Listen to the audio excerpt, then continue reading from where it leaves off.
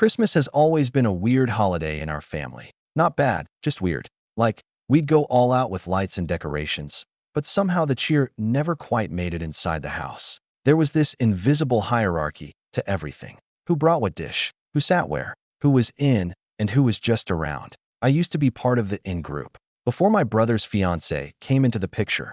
Before mom decided she finally had the daughter she always wanted. Before my quiet success stopped being something they bragged about and started being something they mocked behind closed doors. I'm Evan, 31, and I work in IT infrastructure. Nothing flashy, but solid. I moved out at 22, never needed a cent from anyone, and I always showed up for family stuff with gifts and goodwill. Until it slowly became clear that I was just a backup plan. Useful, but never welcome. It started small. One Thanksgiving, my name card at the table was Ethan. Everyone laughed. Just a joke, mom said, waving it off. Next year, I didn't have a name card at all. Oh, we figured you'd sit near the kids. Christmas gifts turned into funny gag presents while everyone else got thoughtful stuff from the registry. You're so hard to shop for, Evan, they'd say, after handing me a mug that said, "World's okayest brother." And I swallowed it. Every year I swallowed it. Because I didn't want to be that guy, the one who makes Christmas awkward. But this year, something was different. Maybe it was how peaceful life had felt once I started spending more time alone. Maybe it was realizing I'd built a life that didn't need their approval anymore. Or maybe it was the moment I walked into the living room, arms full of nicely wrapped presents, and saw everyone else already seated around the big dining table. Plates, glasses, name cards, laughter. Except for one empty space. And it wasn't at the table. It was in the garage. Folding chair. No plate. No name card. Just a paper napkin and a lukewarm mug of cider on a metal workbench.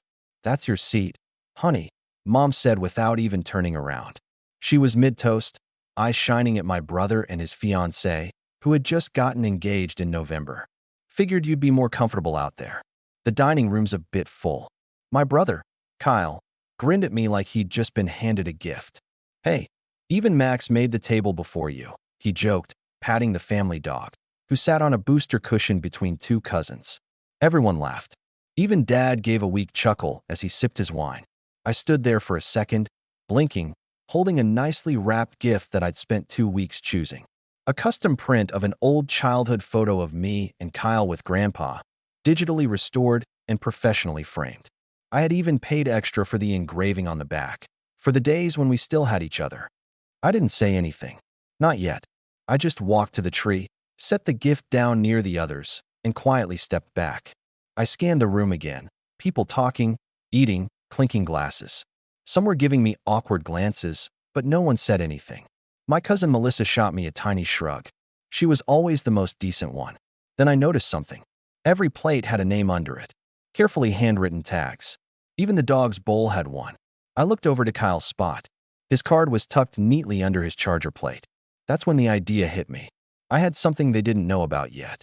2 weeks prior, Kyle had asked me for a favor. Said he was applying for a condo with his fiancée and needed someone with good credit to co-sign. Just temporary, he'd promised. Until the paperwork clears. I wasn't thrilled about it, but he'd guilt-tripped me in front of the family.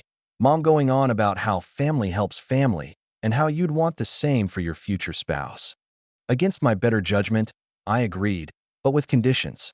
I drafted a formal co-signing agreement, printed it, and handed him a copy. Just to be safe.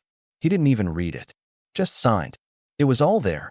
Terms, deadlines, and a clause that allowed me to pull out of the agreement if certain conditions weren't met, including disrespect or public humiliation. I turned to him now, still holding my coat. "Make sure you read what's under your plate," I said quietly. He blinked. "What?" I didn't repeat myself. I just walked toward the front door, my shoes soft on the hardwood. I didn't look back, but I heard it, someone flipping over the name card. A pause, then a confused voice. "Wait, what is this?" Then louder. "Kyle, what is this? Did you sign this?" Someone else read it aloud. "In the event of public humiliation or mistreatment during a family gathering." And then chaos. I heard Mom snap, "What is this nonsense?" And Kyle shout, "He can't do that, can he?" Chairs scraped. Voices rose. And I kept walking. I was halfway down the driveway when the first scream came. Not rage, panic. I didn't stop. I kept walking until I reached my car. The cold night air was biting, but it felt cleaner out there, crisper, more honest. I slid into the driver's seat and shut the door, muting the chaos behind me. For a moment, I just sat there, hands on the steering wheel, staring at the wreath on the front door as it jiggled from the force of someone stomping through the hallway inside. More shouting followed, muffled but unmistakable. Then my phone buzzed. First message. Kyle texted, "What is this?" Second, Mom texted, "This isn't funny, Evan. You're ruining Christmas." I muted it. They'd figure it out eventually.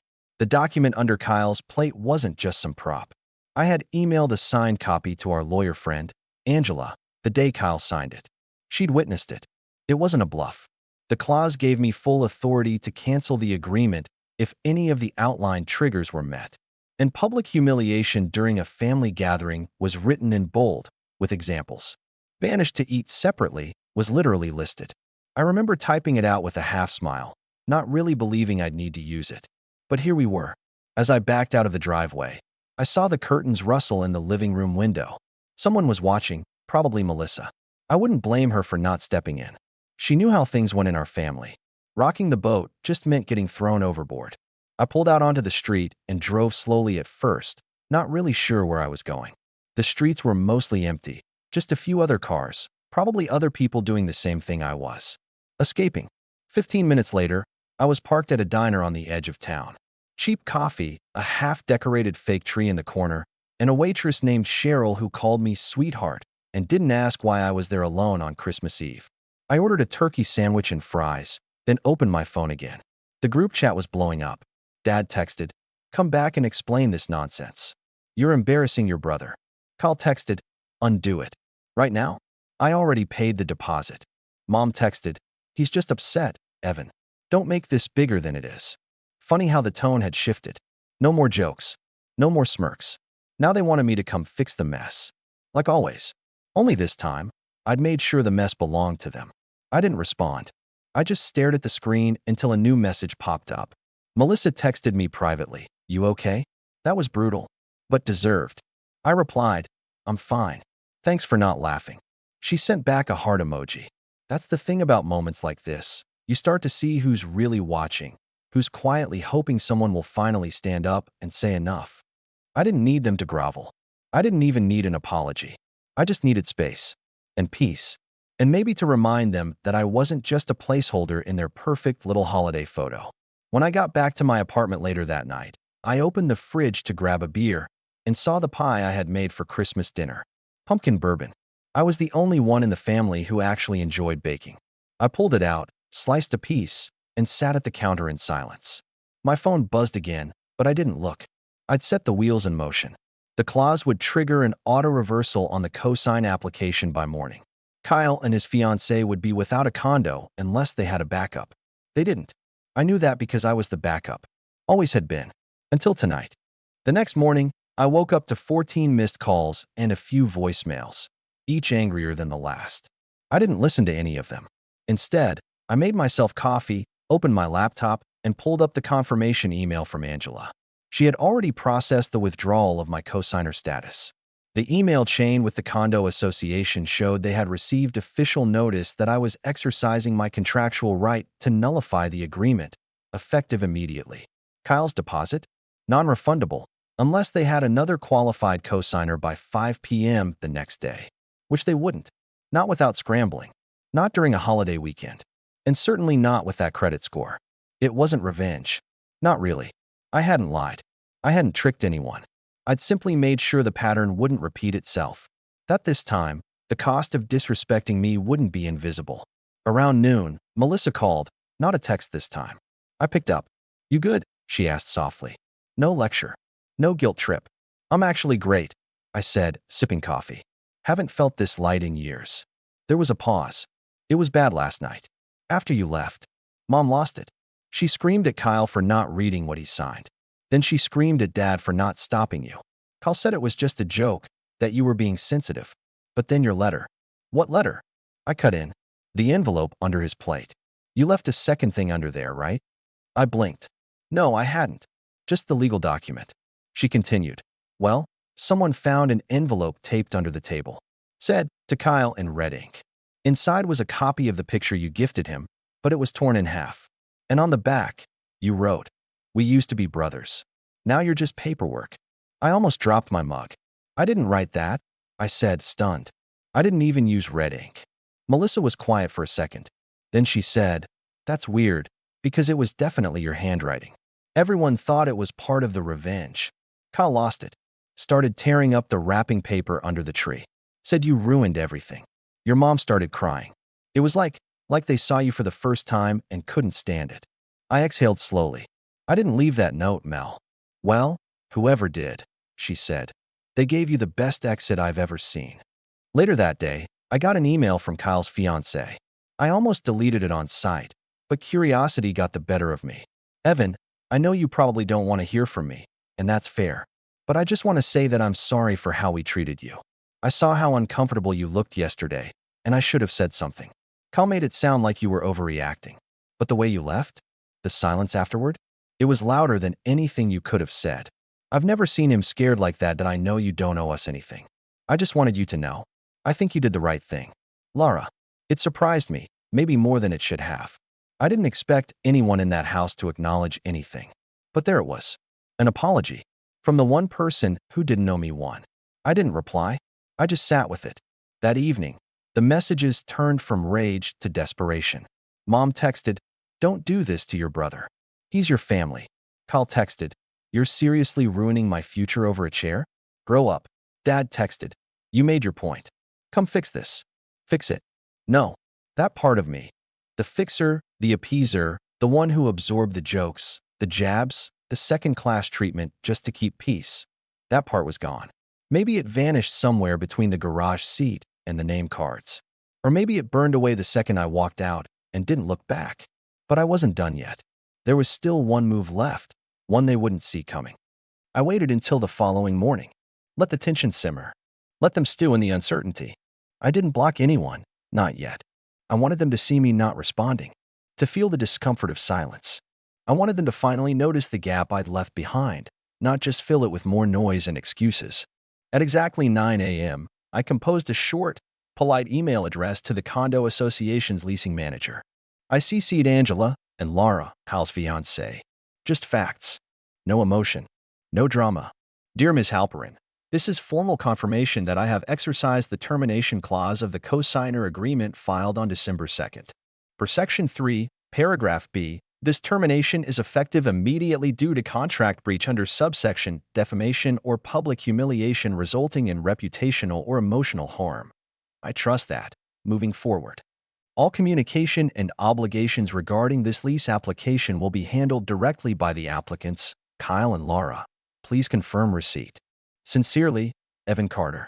5 minutes later, a reply, received and acknowledged. Application marked incomplete due to loss of primary cosigner. Deposit non-refundable, pending appeal or new guarantor by 5 p.m. today. Another 5 minutes after that, Cole called. I didn't answer. Then Laura called. I paused. Let it ring once, twice, 3 times. Then I picked up. Her voice came through fast, breathless. "Evan, hey, I'm sorry. I know you don't owe us anything. Is there any way you'd consider reversing it? Just for a day or 2? I could hear Kyle in the background, yelling. Something about not begging this guy, and this is manipulation. I recognized that tone. Entitlement dressed as wounded pride. I stayed calm. "I'm not doing this to punish you," I said quietly. "But you both knew the terms. And Kyle knew what he was doing." She hesitated. "I didn't know about the clause. I sent him 2 copies. I replied. One for him, one for you.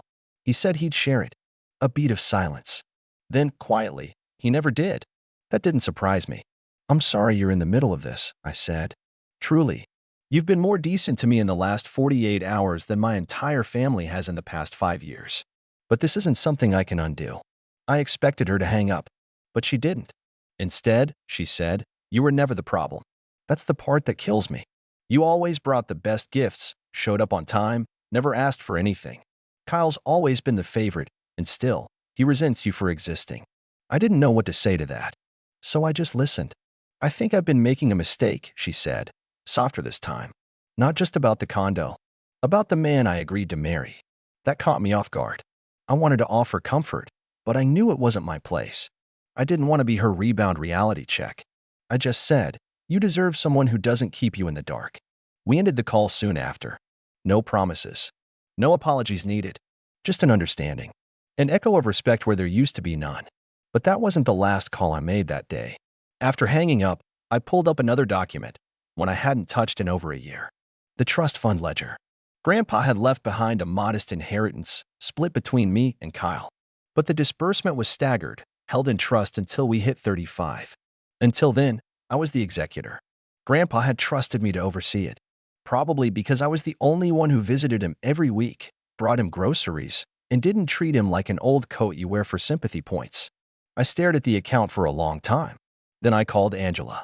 "Hey," I said, "I'm not touching the principal, but is it within my rights to pause Kyle's access to quarterly interest disbursements based on conduct?" Angela didn't even hesitate. "Absolutely. The trust terms give you discretion in cases of misconduct, negligence, or financial recklessness. I've read the clause myself. And that includes public disrespect?" I asked. "If you document it properly?" "Yes." I closed my eyes. Then opened them. "Good. Let's initiate a freeze. Send me the forms. Let the condo collapse be a crack. This would be the aftershock." I signed the paperwork by noon. A single digital signature, and just like that, Kyle's access to the trust fund income was frozen. The last quarterly disbursement he received had paid for the engagement ring, a pricey rooftop proposal, and a non-refundable wedding deposit at some vineyard he couldn't pronounce. He had plans to use the next payout for the honeymoon. He mentioned it during Thanksgiving dinner, boasting about the Maldives. "You know, Evan," he'd said, swirling his wine, "some of us don't wait till we're ancient to enjoy life." I had just nodded. But now, thanks to his own arrogance, the next deposit would never arrive. Not unless I signed off. And I had no intention of doing that. Angela emailed to confirm everything had been executed legally. She also reminded me to brace myself for the fallout. She didn't need to. I'd been bracing for it since the moment I got banished to the garage. That evening, I got the call I'd been expecting, but not from who I thought. It was Dad. He didn't yell. He didn't scold. His voice was tired. And that shook me more than I expected. "Your mother's been crying all day," he began. I said nothing. She says she didn't mean it, that she didn't realize how far things had gone. Still, I said nothing. He sighed. "Kyle's furious, of course. Says you're ruining his life over a seat at the table." A pause. "Are you?" I let that hang for a beat, then finally spoke. "Dad, it wasn't just the seat. It never is. It's the fact that she pointed at a garage chair like it was normal. It's the way Kyle made the joke and no one blinked. The way you sipped your drink and looked at the wall. It's been years of that." I could hear him breathing on the other end. Slowly. Like he wanted to say something but didn't know how to package it gently enough. "I didn't know," he said. I felt my jaw clench. "You didn't want to know?" There was no rebuttal. Just silence. Then quietly, "I guess I thought you didn't mind." That hit harder than it should have. The idea that my ability to endure something had been mistaken for acceptance. "Well, I did," I said simply. "And now I don't." Dad didn't fight me. He just said, "I wish it hadn't come to this." "Me too," I replied. But it did. And with that, I ended the call. I thought that would be the last of it for a while. I figured the cold front had settled and would linger like an early frost. I was wrong. 3 days later, I got a message from Melissa. Just 2 words, "Check this." She sent a link. It was a GoFundMe. Help Kyle and Laura save their dream home. There was a grainy photo of them smiling, arms around each other, and a caption that spun the entire situation as a heartbreaking betrayal by a jealous family member. They'd raised $642 in 2 hours. I laughed out loud in my living room. Jealous? Really? The comments were worse. Who would do this to their own brother? Blood doesn't mean family. Sounds like someone needs therapy, not revenge. Most of the donations were from family friends. A few from extended relatives who didn't know the full story. Or any of it. I considered ignoring it. But the GoFundMe used my full name. I could have sued them for defamation, technically. But that would have made everything worse. So I did the next best thing. I wrote a post. A single, calm, factual post. No drama. No insults. "Hi everyone. I see there's been some confusion around Kyle and Lara's housing situation. I won't engage in a back and forth, but I want to clarify a few things. 1. Kyle asked me to co-sign for his condo application. I agreed, under a legally binding agreement with clear conditions. 2. One of those conditions was that I reserve the right to withdraw if I was publicly disrespected during a family event. That condition was met, with multiple witnesses. 3. I exercised my legal right to withdraw. No threats were made. No revenge was taken. Just accountability for behavior. 4. I am not jealous. I own my own home, debt-free, and I'm happy with my life. This isn't about envy. It's about boundaries. 5. Using my full name on a public fundraising page without my consent is a legal violation. I respectfully ask that it be removed. I wish Kyle and Laura well. Truly. But it's time my family learned that kindness is not weakness and silence is not permission. Evan. It went viral. The GoFundMe was deleted within an hour. But the damage was done. People started messaging me privately, cousins, old friends, even a couple of Kyle's groomsmen, telling me they'd seen how things had been building for years. That they admired me for standing up. That I'd done what they never could. Then came the message from Laura. He lied to me, Evan, about everything. About the paperwork, about you, about the money. He told me you were bitter and selfish. But now I see he's the one who's been using everyone. I called off the wedding. I'm moving in with my sister. I just wanted to say thank you for showing me who he really is. I hope you find peace. You've earned it. Laura. I sat on that message for a long time. Not because I didn't believe her, but because it made me feel something I wasn't used to. Closure. Not revenge. Not triumph. Just peace. I didn't reply. She didn't need me to. Her words said enough. And then finally, Christmas passed. New Year's came. I didn't hear from my parents. Or Kyle. Not a word. No apologies. No explanations. But I didn't need them anymore. I hosted a small dinner at my apartment on New Year's Eve. Melissa came. So did a few friends. We toasted with champagne, ate pie, and laughed until midnight. I gave Melissa the restored photo of me and Kyle and Grandpa. You sure you don't want to keep it? She asked. I shook my head. Nah, that version of us doesn't exist anymore. She gave me a sad smile. Maybe it never did. I nodded. That night, I slept with the windows cracked open, the winter air creeping in just enough to remind me the cold doesn't last forever. Sometimes, it just clears the air. And for the first time in years, I woke up on January 1st feeling free. Not out of revenge, but out of relief. No more garage seats. No more silence. No more playing the role of the good son while being treated like the family afterthought. This time, I chose the table. And if they don't make room for me, I'll build my own.